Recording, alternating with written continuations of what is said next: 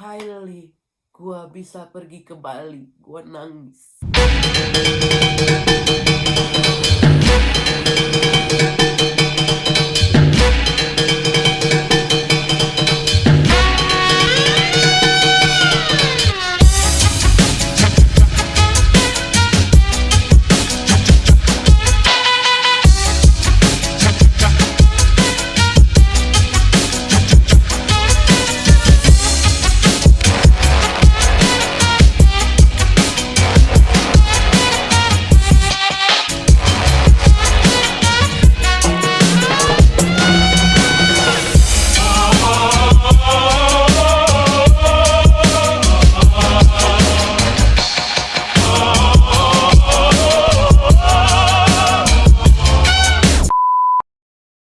Hai semua, selamat datang kembali di channel baru gua.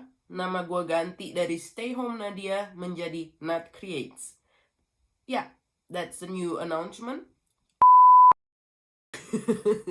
Dramatis banget. Padahal belum nyampe Bali, tapi kayak usahanya dari mulai gua bulan Desember, bahkan sebelum Desember deh, tahun lalu lah 2020 gua udah pengen banget pulang ke Bali, pulang ke Indo, buat pergi ke Bali, buat mengingat memori-memori kita di Bali dan pengen banget mengajak anak gua ke Bali, sehingga gua udah emang ngebet banget harus ke Bali.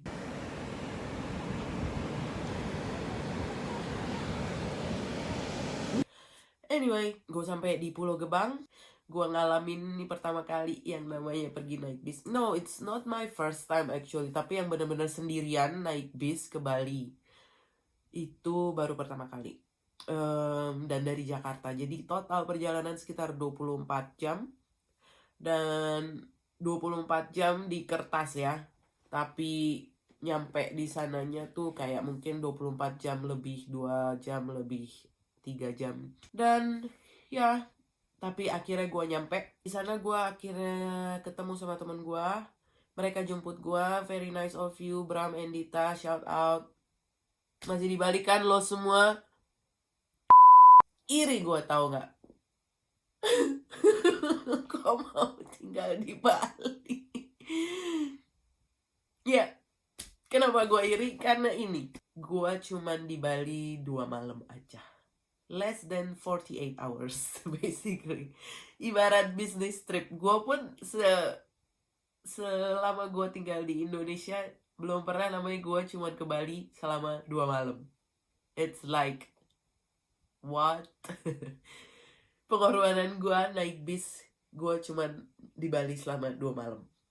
Ya, karena saat itu ada rumor atau gue dengar ada peraturan baru juga akan segera ditegakkan bahwa untuk terbang selain PCR test lo juga harus punya kartu vaksin. So, gue belum divaksin dan juga nggak mau vaksin di sana karena daerah gue tinggalnya bukan di Indonesia. At least kalau emang mau divaksin, gue at least cari vaksin yang emang diterima di negara gue tinggal, di Jerman. Jadinya lebih baik gue nunggu waktu gue vaksin di Jerman. Kita ibaratnya kayak gue nggak mau keluarga gue stuck di Bali. Jadi gue putuskan untuk pagi itu, somehow gue nggak tahu dapat wangsit dari mana. Gue telepon Garuda Indonesia, call centernya, nyobain aja karena gue tahu mungkin gak diangkat hari itu hari Sabtu dan pasti semua orang udah nelponin call center mereka untuk nanya peraturan terbaru. Jadinya gue kayak diangkat gak ya? Ternyata diangkat cepet, kayak baru bentar, baru dering 2 kali langsung diangkat. Dan gue tanya, Mbak gimana ya, saya mau pulang sekitar semingguan lagi, 10 hari lagi. Apakah sudah ada peraturannya tentang kartu ini, kartu itu? Mereka belum bisa jawab, tapi yang pasti mereka punya window dari Sabtu Minggu itu, dari tanggal 2 sampai 3 Juli atau 3 sampai 4 Juli saat itu, untuk orang-orang masih bisa terbang tanpa kartu suntik itu dan tanpa PCR test. Jadi masih bisa antigen dan bisa naik pulang pesawat terbang. Terus ya udah, akhirnya yaudah gue punya window itu 3-4 Juli, which means itu hari Sabtu gue telepon, berarti besoknya tanggal 4 doang gue bisa pulang. Gue discuss sama suami gue, it's a deep discussion, karena ke Indonya sendiri udah pakai blood, sweat, and tears, dan money yang banyak, ngeluarin uang banyak juga. Kayak double the price, everything double the price, karena karantina, gue sendiri karantina, sama suami gue karantina. Jadi kan pisah, dan harganya kayak dihitung single person, itu udah banyak banget. Keluar uang buat tes segala macam udah banyak banget. Jadinya kayak saat itu gue menyerah. Gue kasih bendera putih.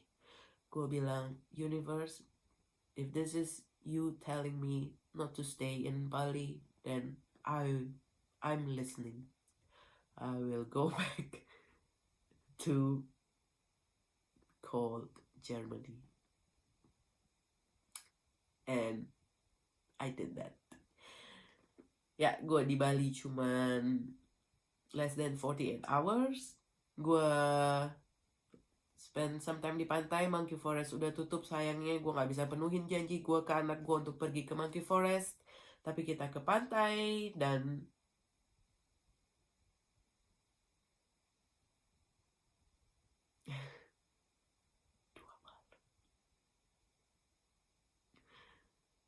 gue belum